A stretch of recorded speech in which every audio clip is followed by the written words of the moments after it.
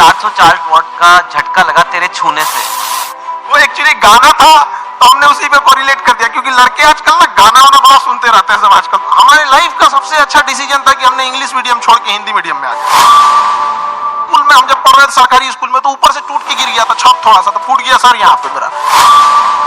भाषा बाधा नहीं होनी चाहिए, खास करके एजुकेशन में। तो बचपन कैसा था? अपने गरीबी को उतने पास से देखा है कि लोग अपनी पत्नी को उतना पास से ना देखे हों। कोई भी गरीब से गरीब लड़का के लिए वो बड़े से बड़ी शिक्षा ग्रहण करने के लिए सपना देख सकता है और उसका सपना पूरा होगा। किसी एजुकेशन कंपनी ने कहा कि आप हमारे साथ आ जाओ नौकरी, और इनको जॉब ऑफर मिला यू कैन से एक तरह से, एंड वो जॉब ऑफर था 107 करोड़ रुपए का। स्टूडेंट का प्यार होता है वो कभी नहीं खरीद सकते हैं। जिस दिन मेरे इंस्टीट्यूट में बम चला था, पुलिस बाद में आई थी, अगल बगल जितने लॉज थे, जब लड़कों को पता चला था तो पूरे लड़के छाप लिए थे सबको। हमारे यहाँ किसी का दिल टूटता है तो मजनू नहीं बल्कि माजी बन के पहाड़ तोड़ देता है। एजुकेशन सिस्टम इतना महंगा हो गया है कि जो जिन लोगों के पास पैसे नहीं थे वो अपने आप को दबा हुआ महसूस करते हैं। तो अभी इतनी सस्ती फीस होने की वजह से हर कोई पढ़ेगा, और पढ़ने के बाद जब वो मेंटल लेवल बढ़ेगा तो कुर्सी पे बैठने वाले अधिकारी और सामने की पब्लिक केवल अंतर रहेगा तो कुर्सी का, बाकी मेंटल लेवल समान रहेगा, कोई शोषण नहीं कर सकता वहां पे। One of India top teacher हो, लेकिन आप खुद क्लास में कोई अव्वल स्टूडेंट, मतलब 37 आउट ऑफ 40 आए थे आप। बहुत ही अच्छा लगा आपको देख के। आई थिंक मोस्ट पीपल यहाँ पे शायद खान सर को जानते होंगे, जो नहीं जानते होंगे आज आप जान, एक ऐसी हस्ती से कभी नहीं मिले होंगे, क्योंकि लोग आपको टीचर बोलते हैं, लेकिन आपसे बड़ा एंटरटेनर मैंने कोई नहीं देखा सर। नहीं सीरियसली, ये नहीं समझ में आता है कि एजुकेशन इतना इंटरेस्टिंग चीज है, लोग इसको कैसे बोरिंग बना सकते हैं। तो पढ़ाई को इतना इंटरेस्टिंग बना दे कि लोग इसके सिवा कहीं हटना ही ना चाहे। हाँ, and before we get into the interview, मतलब मैं आपको बोलूं इनके वीडियोस बड़े इंटरेस्टिंग होते हैं, वो बात और होती है, but let me show you the master at work. ठीक है, कोई सबसे बोरिंग सब्जेक्ट ले लेते हैं, ठीक है, फिजिक्स। उसमें कोई टॉपिक मैं याद कर रहा हूं अपने आईआईटी के दिन, इलेक्ट्रिक करंट। अगर किसी को समझाना है बच्चे को, बिहार में हो, वो कहीं पे भी हो सकता है, और जिसको ज्यादा नॉलेज नहीं है, इलेक्ट्रिक करंट क्या होता है, कैसे होता है, वोल्टेज वगैरह 3-4 मिनट में अगर समझाना है, तो अगर मैं आपको बोलूं इलेक्ट्रिक करंट का चैप्टर पढ़ना है, बोलोगे my God such a boring text book. अब हम खान सर को कहते हैं इलेक्ट्रिक करंट। सर देखिए, हम लोग को जो पढ़ाना होता है तो उसमें एक एक्सपेक्ट ये भी होता है कि लड़कों को एग्जाम में पास करके एग्जैक्ट नंबर भी देना है, तो हमें उस एग्जाम के पॉइंट ऑफ व्यू तक पहुंचने में एक अच्छा खासा टाइम लगता है। लेकिन समस्या क्या आ जाती है कि हमारे सामने बच्चा जो पढ़ के आ रहा है, जो गांव से आ रहा है, तो कई ऐसे गवर्नमेंट स्कूल या फिर ऐसे जगहों से वो पढ़ के आ रहा है कि जिसका स्टैंडर्ड एकदम मतलब हम एवरेज से भी नीचे समझ जाते हैं। तो सबसे पहले तो चैलेंज हो जाता है उसको ऊपर लेके आना वहां तक। तो एक इलेक्ट्रिक करंट जैसे आप बोले वहां पे, तो लड़के जब शुरू में आते हैं तो उनको ये नहीं समझ में आता कि एम्पियर क्या चीज है, वोल्टेज में अंतर क्या नहीं समझ पाते, तो उनको समझाना काफी चैलेंजिंग हो जाता है। तो वही एक छोटा मोटा कि हम लोग ये समझते कि जब हम लोग पढ़ते थे तो हमारे दोस्त हमें अच्छे से समझा देते थे, और वो देहाती भाषा में समझाते थे, और टीचर लोग एक स्टैंडर्ड फॉलो करने लगते थे। तो हमें ऐसा लगता था कि मेरा दोस्त ही ज्यादा जानकार है लेकिन ऐसा नहीं कि टीचर के पास नॉलेज रहता था, बताते नहीं थे।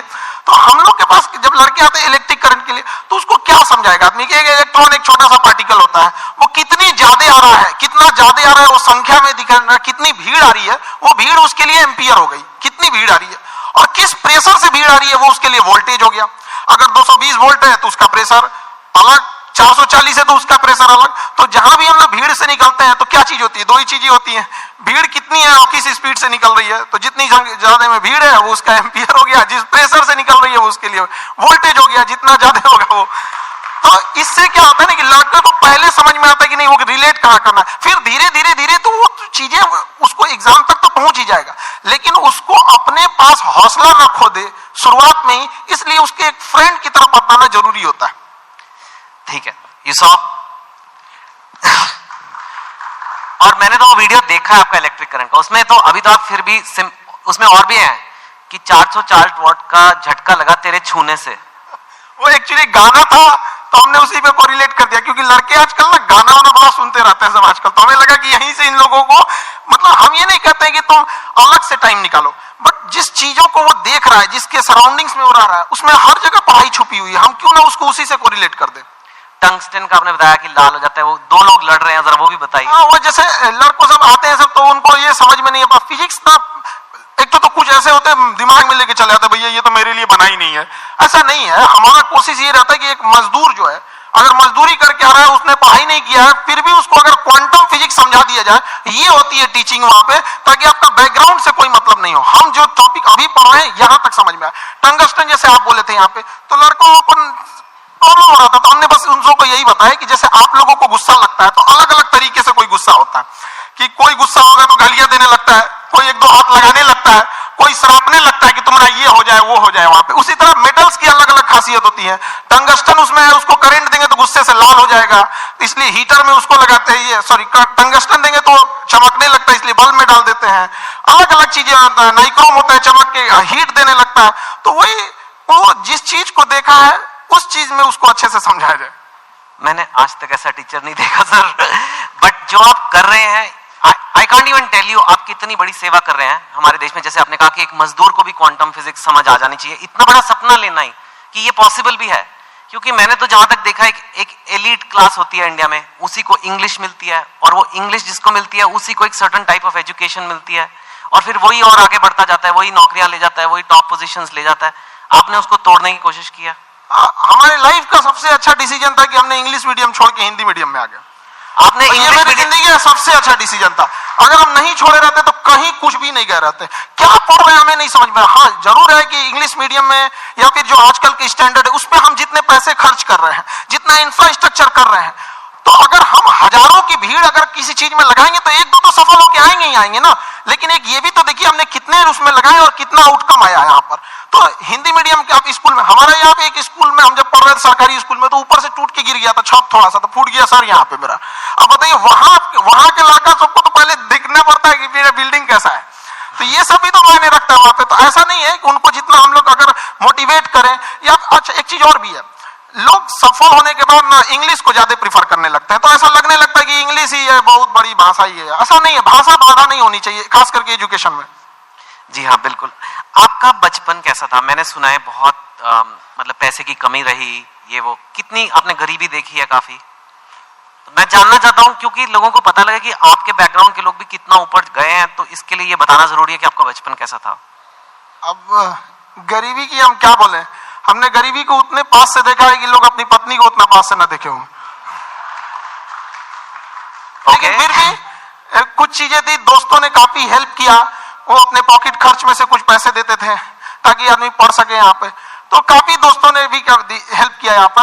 और धीरे धीरे कुछ टीचर्स भी आए हैं, वो लोग ने भी, पहले कुछ टीचर थे जो मतलब बहुत कम फी में पढ़ाते थे, तो हमें भी ऐसा लगा था कि जैसे हमारे साथ के बहुत सारे लड़के उनको अच्छी कोचिंग्स मिल गई 10th और 11th के बाद, तो उन लोग काफी अच्छे अच्छे जगह पढ़ने लगे। हम लोग उनको देखते थे तो ऐसा लगता था कि ये जगह हमारे लिए नहीं है, एक अलग सी फील आती थी कि ये मेरे लिए नहीं है यहाँ पर। तो फिर जब हम लोग टीचिंग में आए तो हमने सोचा था कि भाई कोई भी गरीब से गरीब लड़का के लिए वो बड़े से बड़ी शिक्षा ग्रहण करने के लिए सपना देख सकता है और उसका सपना पूरा होगा। Very nice.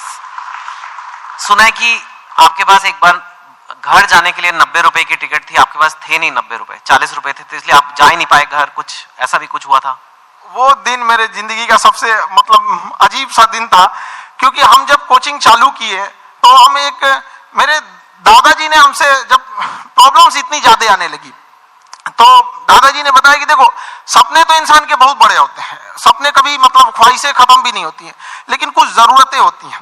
तो पहले अपनी जरूरतों को देख लो, फिर उसके बाद अपने सपनों के लिए आगे बढ़ना।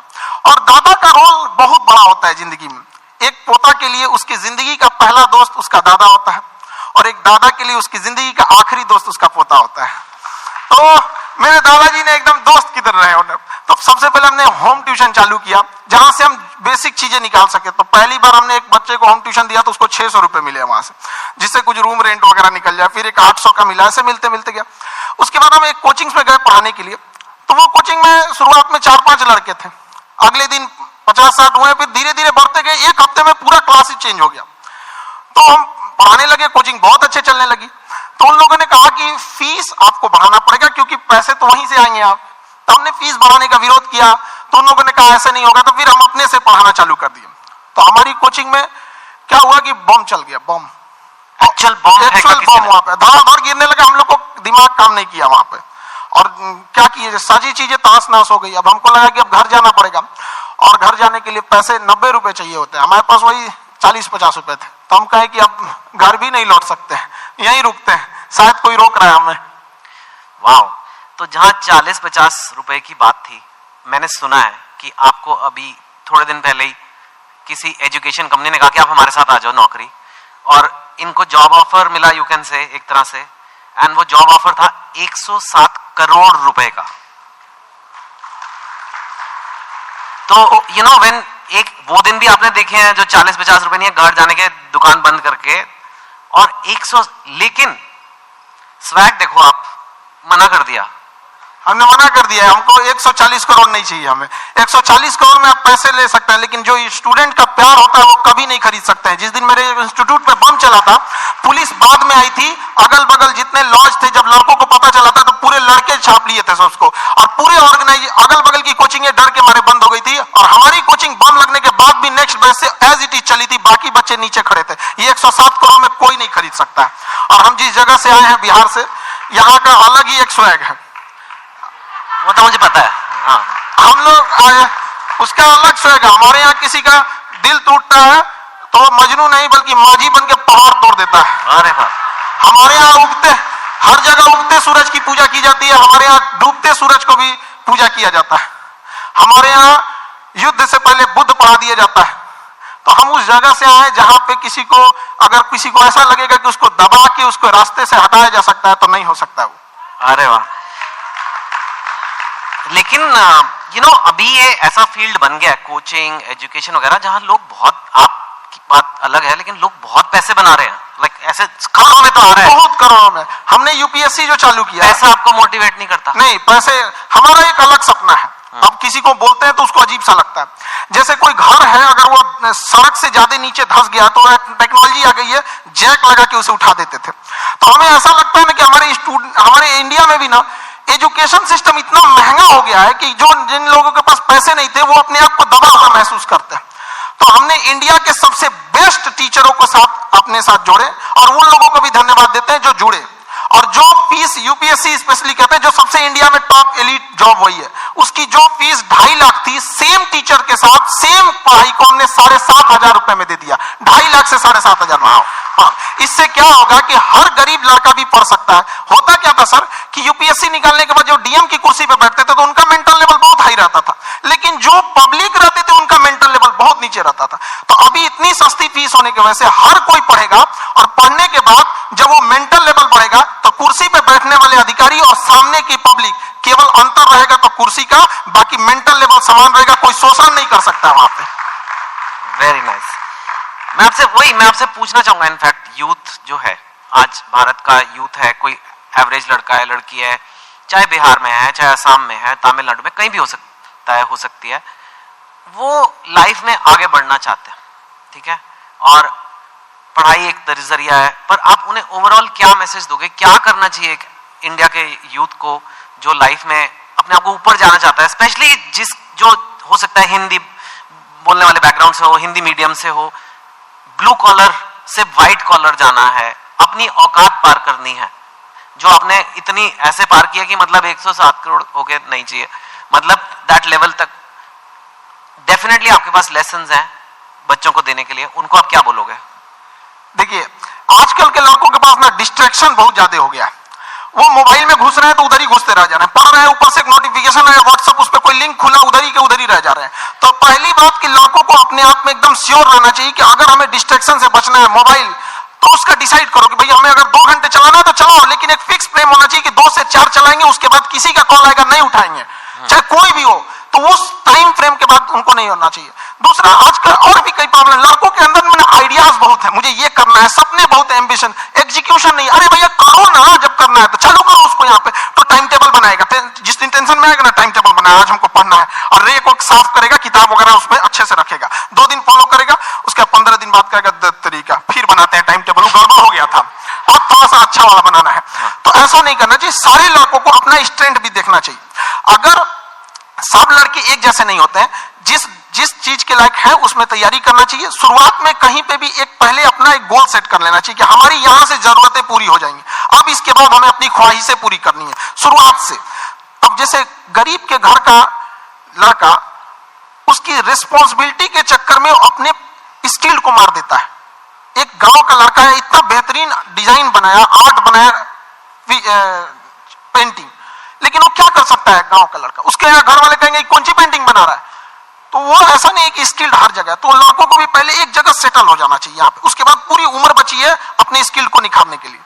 जी हाँ, वेरी नाइस, वेरी नाइस। आपके जो वीडियोस है मैंने देखा है, आप खुद काफी आपको पढ़ना पड़ा। आपके जो वीडियो जैसे फिजिक्स, तो मैंने एक एग्जांपल दिया, आपने फॉरेन अफेयर्स पे वीडियो बनाए हैं, इजराइल पैलेस्टाइन पे, रशिया यूक्रेन पे, इंडिया पाकिस्तान, उस पे तो कंट्रोवर्सी भी होती है, और कॉन्स्टिट्यूशन ऑफ इंडिया पे, कोई टॉपिक ले लो, और इतना आप पढ़ाई खुद करते हो। और जहां तक मैंने सुना है, अब आप तो one of India top teacher हो, लेकिन आप खुद क्लास में कोई अव्वल स्टूडेंट, मतलब 37 आउट ऑफ 40 आए थे आप।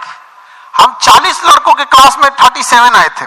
मेरे टीचर परेशान रहते थे कि मेरे स्कूल पे ये धब्बा बन जाएगा। हम उनसे कहें कि सर क्यों परेशान है, चांद फेमस है अपने धब्बा के लिए, लेकिन वो मानते नहीं थे। ऐसा नहीं कि केवल यहाँ शुरू में, बाद में भी ऐसे ही रहे, मतलब धीरे धीरे ऐसे। हमने पोस्ट ग्रेजुएशन में जिस लड़के को हमसे एग्जाम में पूछ लेता भाई थोड़ा सा हेल्प कर दो, तो जानते ही है थोड़ा चली जाता है, हमने उसको हेल्प किया, उसका आया 70% से ज्यादा, मेरा 48 आया, हम मार्कशीट फाड़ के फेंक दिए, नहीं चाहिए हमको। क्या करेंगे, वैसे भी हम उसका रख लो भैया वहां पे। नहीं, तो अब आप काफी पढ़ते हो, बिकॉज एक चीज को सिखाने के लिए खुद को समझना है, बहुत ही अच्छे से समझना है एक कॉन्सेप्ट को, ताकि उसे मैं एकदम सिंपल वे में और बेटर समझा सकूं। तो आप खुद काफी पढ़ते हो, खुद काफी स्टडी करते हो? काफी, इसके लिए बहुत मेहनत करना पड़ता है, और कई बार हमें लगा कि हम किसी टीम को लगा देंगे, वो टीम हमसे परेशान होकर भाग जाती है कि भैया इनके साथ झेलना बड़ा मुश्किल है, ये क्या क्या चीजों की रिक्वायरमेंट है, तो उसके लिए थोड़ा बैकग्राउंड में मेहनत ज्यादा करना रहता है। वाह। और पर आप टीचर ऐसे शुरू से बनना नहीं चाहते थे, पहले आपका फौज का बड़ा शौक है? आज भी मेरा शौक फौज का है, मतलब आज भी हमारी ख्वाहिश वही है, आज भी मौका मिले तो वहीं चले जाए, लेकिन मेरा ना हाथ काफी टेढ़ा है यहाँ पे, तो इतना टेढ़ा है, उन लोगों को लगा, मतलब आप गए थे? हाँ, एनडीए का एग्जाम दिए, यूपीएससी लेती है, हम सारे लोगों को बताए देख यूपीएससी एग्जाम लेती है, और इसका फीस भी 150 रुपए का फॉर्म आया उस समय एनडीए का हम लोग के समय। लोगों को लगा कि तो हमको, सब लोगों को लगा कि अभी फौजी बन जाएगा, लेफ्टिनेंट। हम गए वहां से, बाद में पता चला ये गड़बड़ है, तो रिजेक्ट हो गए। हालांकि ऐसा नहीं है कि वो लोग सेलेक्ट कर लेते तो अच्छा ही करते हैं वहां पे। कभी कभी हमने फौज पे, हथियारों पे, मिसाइल पे ऐसी वीडियोस बना देते हैं कि लोग हमको उधर से फोन आने लगता है, यार इतना थोड़ी बताना है, आप इतना भी मत बता दो वहां पे। और फिर उसके बाद आपने ये शुरू किया। मुझे एक बात बताइए, अब हम जनरल बातें करते हैं, हाँ एक दो। आप बिहार से हैं, और बिहार को शायद आपसे अच्छा बहुत ही कम लोग समझते होंगे। बिहार का पर कैपिटा इनकम या बेरोजगारी या कोई भी इकोनॉमिक मैट्रिक्स आप ले लीजिए, आई एम श्योर आपने वीडियो भी बनाए हुए हैं, आप तो यूपीएससी की तैयारी कराते हैं। सपोज करिए जैसे साउथ की स्टेट्स हैं या कहीं से काफी कम है, और ऐसा हिस्टोरिकली नहीं था, तो क्यों है ऐसा और कैसे बदला जा सकता है? देखिए, बिहार के पिछड़ेपन का कई कारण है, तो हमें अब उस कारणों के पीछे अब उतना भागेंगे लोग तो सही नहीं है, फिर तो कारण गिना के चलेंगे। हाँ, अब आगे बढ़ सकता है। अब हम बच्चों से जब मिलते हैं तो उनके क्या एक दो कारण तो बताइए। देखिए, एक वहां पे एजुकेशन सिस्टम जो था पूरी तरह से चरमरा गया है। एजुकेशन सिस्टम जो अच्छा है वो इतना महंगा है कि एक लेवल के लोग वहां जा नहीं सकते उस चीजों को। दूसरा, किसी भी तरह का कहीं पे भी फिनेंशियल चीजें ना होती हैं, एक्टिविटीज होती हैं, तो बाकी उसके साथ साथ कई चीजें की ग्रोथ होने लगती है। जैसे गरीबी अगर घुसेगा ना तो कई चीजों को तबाह करके रख देता है वहां पे।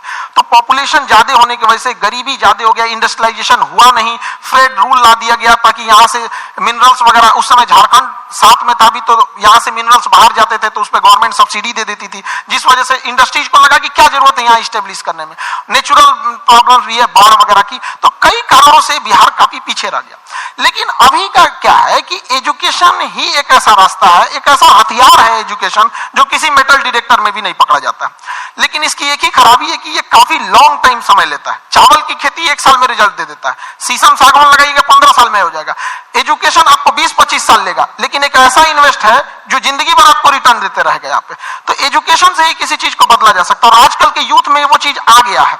अब वो ना ब्रॉड लेवल पे सोच रहे हैं, और कई बार ऐसे यूथ भी घबरा जाते हैं कि सर कहीं कहीं ऐसे न्यूज भी आती है कि इतना पढ़ा लिखा होकर छोटा जॉब कर रहा है। ये हकीकत है, और इसे देखा भी गया है कि बहुत पढ़े लिखे लोग छोटे जॉब में भी गए हैं, लेकिन वो बहुत दिन तक वहां रुकेगा नहीं, वो वहां नहीं रुकेगा। मैं दरिया हूं, अपना हुनर जानता हूं, जहां से भी गुजरूंगा अपना रास्ता बना लूंगा। तो एजुकेशन वाले लोग जहां भी जाएंगे वो कुछ देर तक किसी प्रॉब्लम से वहां रुक सकते हैं, लेकिन फिर वो अपना रास्ता निकाल लेंगे। तो हर बच्चों को यही कहते हैं थोड़ा वक्त लेगा, लेकिन एक दिन जब पलटेगा ये वक्त तो पूरी दुनिया देखेगी। Thank you. आपको लगता है एजुकेशन, क्वालिटी एजुकेशन है ना, क्वालिटी एजुकेशन कम प्राइस में दी जा सकती है? बिकॉज एक्चुअली आप एक्सेप्शन है इन, मतलब जैसे फॉर एग्जांपल मेडिकल की सीट ले लीजिए या एमडी की सीट, मैंने सुना है 1-1 करोड़ रुपया, मतलब फॉरेन जाके मेडिसिन करना ज्यादा सस्ता हो गया इंडिया से। ऐसे भी हैं कि करोड़ करोड़ रुपए में डिग्रियां हैं। वो कहते हैं कि भाई हमें अच्छी एजुकेशन देनी है तो भाई लगेंगे पैसे, अब कैसे करें, कैंपस बनाना है, इंफ्रास्ट्रक्चर बनाना है, ये बनाना है, वो फैकल्टी लेनी है। आप कह रहे हो कि लो कॉस्ट एजुकेशन भी अच्छी क्वालिटी की दी जा सकती है? बिल्कुल दी जा सकती है, हमने किया भी है। अगर किसी लड़कों से हम यही कहते हैं कि अगर आपको इंडिया के किसी बेस्ट टीचर को ढूंढना है तो 2 तरीके हैं, या तो आप सर्च कीजिए who is best teacher for UPSC, या तो आप खान ग्लोबल स्टडीज पे आके चेक कर लीजिए यहाँ कौन पढ़ा रहा है, तो दोनों में रिजल्ट सेम ही आने वाला है यहाँ पे। अब जैसे आप कह रहे हैं कि एजुकेशन को चेंज किया जा सकता है, गवर्नमेंट किसी चीज को लेकर पकड़ के बैठ गई है, मेडिकल कॉलेज के इतने नॉर्म्स है, यूनिवर्सिटीज के इतने नॉर्म्स है। हम चाहते हैं कि हम लोग के पास जैसे एजुकेशन सिस्टम में कुछ सुधार होना चाहिए। एजुकेशन एक अलग चीज है, स्किल एक अलग चीज है। आप यहां पे बैठे हैं ड्यू टू योर स्किल, वरना सवाल तो कोई भी पूछ सकता है। तो एज इट इज महत्व देना चाहिए एग्जाम में कि अगर 500 का एग्जाम है किसी एकेडमिक चीजों की, तो उसमें 250 एजुकेशन होना चाहिए और 250 उसमें स्किल होना चाहिए। हम लोग किस पे भाग रहे हैं? एजुकेशन पे, स्किल्ड पे नहीं भाग रहे हैं। एजुकेशन, स्किल्ड, एक्सपीरियंस, ये 3 चीज चाहिए सबको सक्सेस होने के लिए। हम लोग को अगर गवर्नमेंट दे दे कि भैया एक यूनिवर्सिटी आप खोलो, हम बताते हैं कि अगर हम लोग को एक परमिशन दे दे तो बाकी यूनिवर्सिटियों को प्रॉब्लम हो जाएगी, लोग उंगली उठाने लगेंगे, देखिए 4 दिन हुआ यूनिवर्सिटी खोले, कैसे होता है चीज। करेक्ट। लेकिन गवर्नमेंट इतने रूल्स बना के रखी है कि जिन्हों चेंज करना है वो आने में इतना पेपर वर्क देख के परेशान हो जाएंगे। आधार कार्ड में नाम सुधरवाने में हालत खराब हो जाता है, यूनिवर्सिटी तो बहुत बड़ी चीज है। That's true. आप कंपेटिटिव एग्जाम्स के लिए बच्चों को पढ़ाते हो, जो एक इंडिया में बहुत बड़ी नीड है, लेकिन कई बार कंपेटिटिव एग्जाम्स की वजह से बच्चे बहुत गलत कदम भी उठा लेते हैं। कोटा में आपने सुना होगा, कई लोग अपनी जान पे, मैं बोलना नहीं चाहता, लेकिन आपको पता है क्या क्या कदम उठाते हैं, और इतना ज्यादा अगर कुछ बच्चे ऐसा कर रहे हैं तो कितने ज्यादा बच्चों में स्ट्रेस होगा, प्रेशर होगा। आप भी वो देखते हैं बच्चों में, और जो पेरेंट्स ये देख रहे हैं टीवी पे या यहाँ पे, उनको क्या कहेंगे कि कैसे उस चीज को हैंडल करना है? क्योंकि इंडिया में कंपटीशन का लेवल कुछ ज्यादा ही है। मैंने सुना है मतलब एक पोस्ट के लिए, एक जॉब के लिए मतलब कितने लोग हैं। सो कैसे एक आदमी अपना मेंटल हेल्थ या कहें उसे अच्छा रखे? देखिए, बच्चों में एक चीज हम ये कहेंगे कि अगल बगल के एक्सपेक्टेशंस को वो देख लेता है और घबरा जाता है। वो अपनी माँ की बातों को सुने।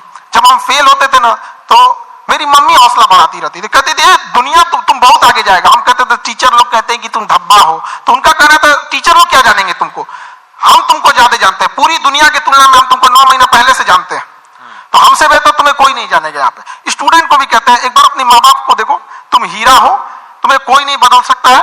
अपने दुनिया के दबाव में नहीं आना चाहिए। जिस पे यह जग हंसा है उसने इतिहास रचा है। वहां पे क्या हो गया ना, इतने बर्डन डाल दिए गए हैं, उनको लगता है कि आईआईटी बहुत, या फिर आप एम्स हो गया, आईएम हो गया। ऐसा नहीं है, यहाँ अच्छे लड़के गए हैं जिन्होंने आईआईटी को अच्छा बनाया है। वरना आईआईटी बिना एग्जाम लिए और डायरेक्ट सिलेक्शन देके दिखा दे, फिर देखे वो मेंटेन कर पाएगा? नहीं, वो एग्जाम लेके अच्छे लड़कों को ही सिलेक्ट करके लाती है यहाँ पे।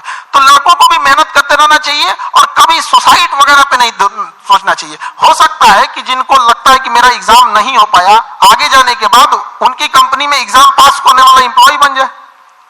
सही बात है, नाइस। आर्टिफिशियल इंटेलिजेंस की आजकल बड़ी खबरें आ रही है। एक ये चैट जीपीटी आ गया है, आपने देखा ही होगा। कई लोगों को खतरा हो रहा है कि अब तो इतने बढ़िया कंप्यूटर हो जाएंगे, इतने बढ़िया ये आर्टिफिशियल इंटेलिजेंस हो जाएगा कि वही आंसर लिख देगा, वही सब कुछ कर देगा, मतलब नौकरियां सारी जगह गायब हो जाएंगी। आप आर्टिफिशियल इंटेलिजेंस को कैसे देखते हैं, और आपको लगता है कि ऐसा कुछ? आर्टिफिशियल इंटेलिजेंस ह्यूमन इंटरवेंशन को थोड़ा कम कर देता है, लेकिन ये मिथ है कि ये आने के बाद काम खत्म कर देगा। इंडिया में जब कंप्यूटर आ रहा था तो लोगों को यही लगा था कि पूरी लोगों का काम खत्म कर देगा। ये उसी का एडवांस वर्जन है। ऐसा नहीं है कि लोगों का काम खत्म, उस समय एक नए नीड्स होंगी, नई जरूरतें होंगी, उस पर इंसान शिफ्ट हो जाएगा। कभी ये खत्म नहीं होगा। आर्टिफिशियल इंटेलिजेंस का दुरुपयोग बहुत हो सकता है, इससे बचना चाहिए। गवर्नमेंट को आर्टिफिशियल इंटेलिजेंस से मिसयूज को रोकने के लिए एक हार्ड कदम उठाने चाहिए। भारत में आईटी रूल्स उतने मतलब स्ट्रिक्ट नहीं है। ज्यादा वक्त बचा नहीं है, लेकिन आप काम ही करते रहते हो, सारा टाइम काम करते रहते हो। हमको तो बस पढ़ाना रहता है, पढ़ा के हटे, फिर उसके बाद खाली बैठते तो सोचते हैं कि और कौन से टॉपिक पर, इस टॉपिक को हमने इस बैच में ऐसे पढ़ाया, अगली बैच में इसको और अच्छे से कैसे समझा सकते हैं। आप इतने सारे बच्चों का सोचते रहते हो, कभी ये नहीं सोचते आपके अपने बच्चे होंगे?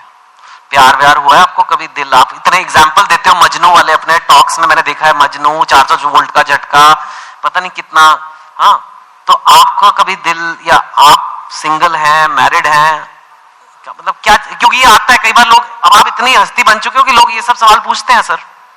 नहीं देखिए, ये सब चीज हम सिंगल, ये सब तो घर वाले डिसाइड करेंगे, उन लोग का गृह मंत्रालय का ये काम होता है, मम्मी पापा का काम है इस चीजों को। आजकल के लड़कों को बस ये कहेंगे, ये सब डिस्ट्रैक्शन से उन लोगों को बचना चाहिए यहाँ पर।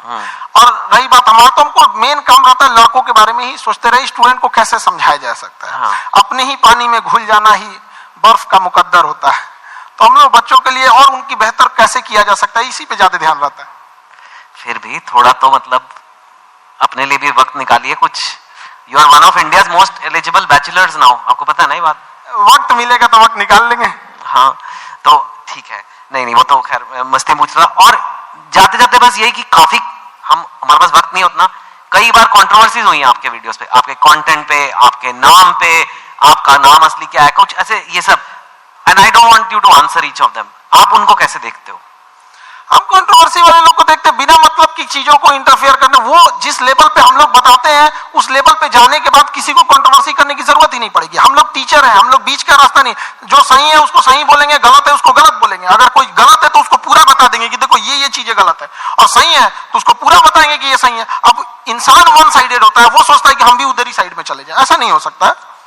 ठीक है खान सर, बढ़िया काम कर रहे हो, करते रहिए। धन्यवाद। Thank you so much. Thank you.